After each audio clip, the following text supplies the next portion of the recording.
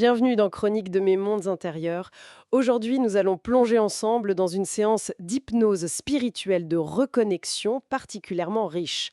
Il s'agit de la 18e séance de la saison 2025, un compte-rendu daté du 30 avril où Christophe accompagne Vincent dans un voyage intérieur. Notre but, c'est de décortiquer cette transcription, d'en extraire les enseignements, les idées clés. Apparemment, il n'y avait pas d'intention de départ très définie, juste une exploration. Oui, bonjour. C'est souvent intéressant quand ça démarre comme ça, sans attente précise. Ça laisse la place à l'émergence de thèmes profonds. Et d'ailleurs, ça commence fort, non? Avec cette image de mine, de galerie. Exactement. C'est la première chose qui saute aux yeux. Une mine, des galeries souterraines. Christophe perçoit ça, il évoque même la possibilité que ce soit sous l'eau ou sur Mars, c'est assez ouvert. Et tout de suite, l'idée d'un travail en profondeur est là. Il parle de creuser, d'avancer sans autoroute, un peu à l'aveugle, par la foi. Hmm. Cette notion de labeur, comme c'est mentionné, ce n'est pas anodin. Ça suggère que ce genre d'exploration intérieure, ce n'est pas juste une balade, c'est un effort qui engage et qui laisse une trace apparemment, comme une odeur, des résidus, quelque chose qui imprègne la personne au-delà de la séance elle-même. Oui, cette idée d'imprégnation revient. C'est comme si chaque séance venait modifier quelque chose chez la personne, sa fréquence, comme ils disent. La perception, le fait de voir des choses dans cet état, est mentionné bien sûr, mais on a l'impression que c'est presque un prétexte. Élargir sa conscience et surtout, on y revient souvent, de faire confiance au processus. D'accord. Et cette transformation, elle prend une forme très imagée, très symbolique ensuite. On parle d'une descente, une invitation à descendre dans un temple intérieur. Oui, c'est ça, descendre, descendre, jusqu'à un point central, un point de densité absolue. Ce point est décrit de manière assez fascinante. Une graine, ou même une pierre philosophale miniature, le cœur de l'incarnation en quelque sorte. La base, le fondement de ce que la personne est dans cette vie. C'est une image puissante. Et ensuite, il se passe quelque chose de crucial avec cette graine, n'est-ce pas? Ah oui, alors là, on entre dans le vif du sujet. Cette graine, ce noyau, est guidé pour descendre encore plus bas, pour aller se connecter au cristal central de la Terre. C'est très précis. Une connexion terre, donc. Très fort symboliquement. Et comment ça se passe, cette connexion? Eh bien, pour que ça puisse se faire, l'enveloppe de la graine doit être démantelée. Temporairement, on imagine. Ça permet au cristal intérieur, au noyau de la graine, d'entrer en résonance directe avec la fréquence terrestre, d'être réaccordé, réinformé. Réinformer. C'est le terme utilisé. C'est comme une mise à jour logicielle, mais au niveau énergétique fondamental. L'essence de l'individu qui se recalibre sur une fréquence source, celle de la planète. C'est assez colossal comme idée. Tout à fait. Et une fois cette réinformation faite, l'enveloppe se reforme autour du noyau maintenant recalibré. Puis la graine remonte. Elle remonte, mais transformée. Elle ramène cette nouvelle information, cette nouvelle fréquence, dans le temple intérieur. Et l'effet, d'après la transcription, c'est que la structure même de ce temple devient cristalline. Cristalline, c'est ça. Plus sensible, plus réceptive. Comme si ce recalibrage profond affinait les perceptions. Ça pourrait expliquer une plus grande clarté mentale ou des sens plus aiguisés peut-être. Une meilleure réception des signaux subtils, quoi. C'est l'interprétation logique, oui. Une structure plus cristalline serait, par définition, un meilleur conducteur ou récepteur d'informations fines, d'énergie. Suite à ça, il est question d'un soin d'ajustement fréquentiel. Encore cette notion de fréquence. Oui, et toujours cet accent mis sur la confiance. Faire confiance au processus, même quand ça semble étrange. Il y a une mention rapide d'une fréquence interdite. Ça m'a intrigué ça.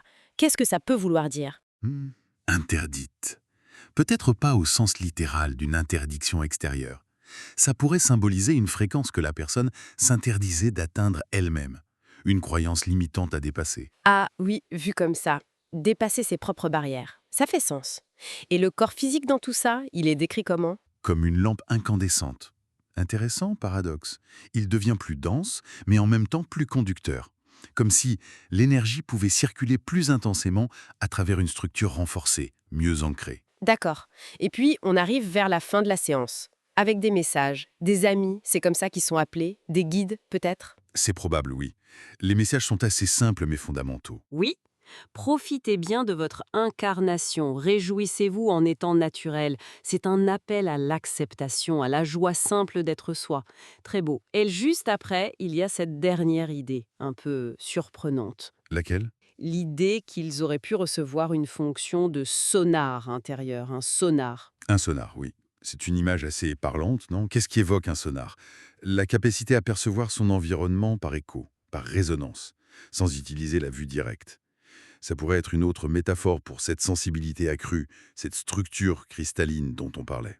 Une capacité à sentir les choses, les énergies, les informations ambiantes d'une manière plus directe, plus intuitive. Exactement. Une perception qui ne passe pas par les filtres habituels de l'intellect ou des 5 sens classiques. Une sorte de 6e sens affiné par le recalibreur. C'est une piste intéressante. Et alors, au retour, comment Vincent vit tout ça? Est-ce qu'il se souvient de tout ce parcours? Eh bien, c'est là que ça devient aussi très instructif. Vincent dit avoir été un peu absent. Il n'a pas de souvenir précis, pas de récit détaillé du voyage. Mais, et c'est crucial, il a senti une activité assez intense, comme si quelque chose travaillait en lui, en arrière-plan. Une reprogrammation, dit-il. Ah d'accord, donc pas de mémoire consciente des étapes, mais le ressenti profond que quelque chose d'important s'est passé. C'est tout à fait ça. Et il retient l'essentiel, le sentiment de l'importance de ce qui a eu lieu et les recommandations finales. Celles sur le bien vivre, être heureux. Le message central est passé, même sans le détail du processus. Ça pose une question importante sur l'intégration de ces expériences alors. La mémoire consciente n'est peut-être pas toujours le but, ni même nécessaire. C'est une excellente question. Il semble que la confiance dans le processus et le ressenti du changement, même subtil, puissent être plus importants que de pouvoir raconter l'histoire exacte. Le fait que Vincent ait confiance, qu'il sente que c'était juste et bénéfique, sans pouvoir l'expliquer en détail, c'est peut-être ça l'intégration réussie dans ce cas précis. Ça invite à lâcher prise sur le besoin de tout comprendre intellectuellement. Alors si on essaie de synthétiser les grands points de cette séance, qu'est-ce qu'on en retient? On a clairement une exploration symbolique des profondeurs de la conscience. Ça, c'est le point de départ. Ensuite, ce processus très imagé de reconnexion énergétique à la Terre, via cette graine et le cristal central. Un recalibrage fondamental. Avec pour objectif une perception affinée, une sensibilité plus grande aux informations subtiles, cette fameuse structure cristalline ou le sonar intérieur. Et tout ça soutenu par un message clé, la confiance. Faire confiance au processus, faire confiance à la vie, à son incarnation. Exactement. Et l'invitation finale à vivre cette incarnation pleinement, naturellement, dans la joie. C'est un message d'acceptation et d'engagement dans le présent. C'est riche et ça ouvre pas mal de portes de réflexion. Tout à fait. Et ça mène à une pensée pour aller plus loin peut-être. Si ces transformations peuvent opérer au-delà de notre mémoire consciente, si cette imprégnation est réelle mais subtile, comment est-ce que ça se manifeste concrètement dans nos vies de tous les jours, nos choix, nos réactions, nos relations? Même si on ne peut pas dire « Ah, ça vient de telle séance ». Comment ce recalibrage silencieux nous change au fond? C'est une excellente question pour conclure notre exploration d'aujourd'hui. Merci pour cet échange passionnant. Et maintenant, on passe à la composition musicale, tout droit inspirée par cette séance. Si tu as aimé cet épisode, clique sur le pouce levé, laisse un commentaire pour partager ton ressenti et pense à t'abonner pour ne rien manquer des prochains voyages dans Chroniques de mes mondes intérieurs. Si tu as été touché ou touché par ce que tu as entendu, partage cet épisode autour de toi. Parfois, une seule écoute peut ouvrir de nouvelles perspectives. Et si tu sens en toi l'appel d'un saut intérieur, d'une reconnexion profonde à toi-même, je t'invite à me contacter. Ensemble, nous pouvons explorer ces mondes intérieurs, pas pour fuir la réalité, mais pour en vivre une plus vaste, plus vraie, plus tienne. À très bientôt dans un prochain voyage intérieur.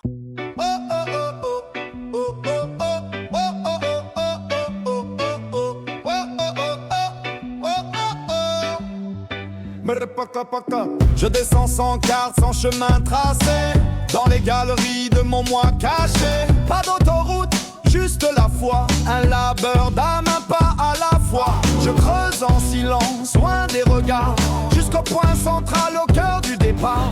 Là tout en bas, une graine brille, le noyau pur de ma vie qui brûle.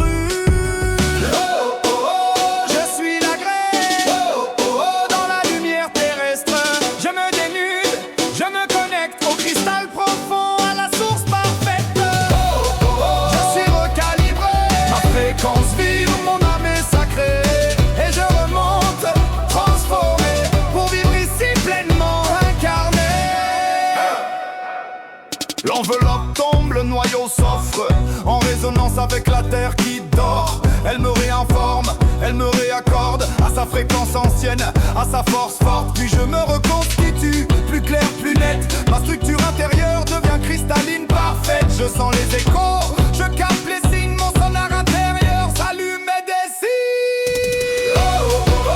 Je suis la graine dans la lumière terrestre.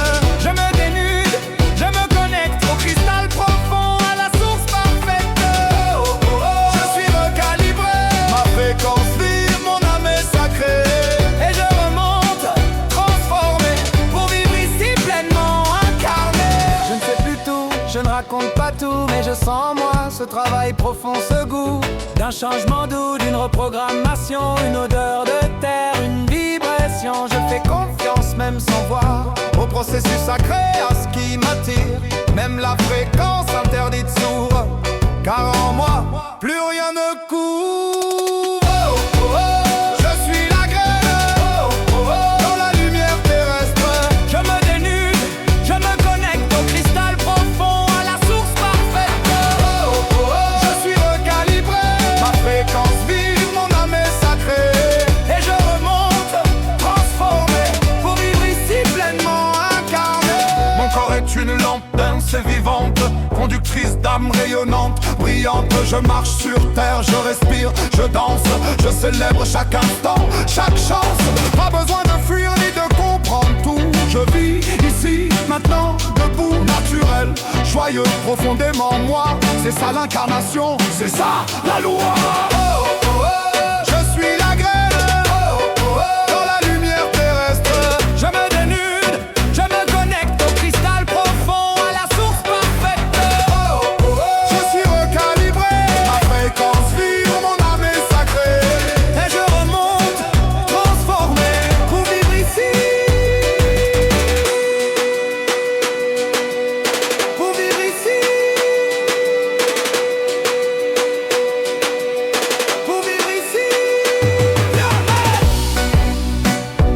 Profite bien de ton incarnation. Réjouis-toi en étant naturel. Tu es ici, tu es entier, tu es terre, tu es lumière, tu es toi.